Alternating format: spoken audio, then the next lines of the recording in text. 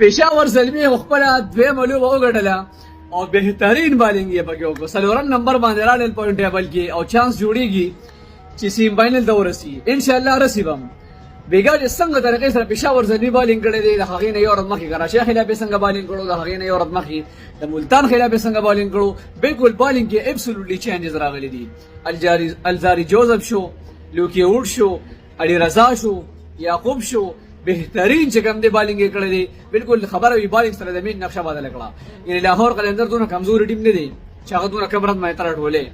دې لپاره تا سره سپیشل چې کوم دی بالینګ پکار دی. خیر بیټینګ چې کوم دی هم زموږ بهترین شو، ښکلې بیټینګ یې وکړو. خو اوپننګ زموږ مسله ده.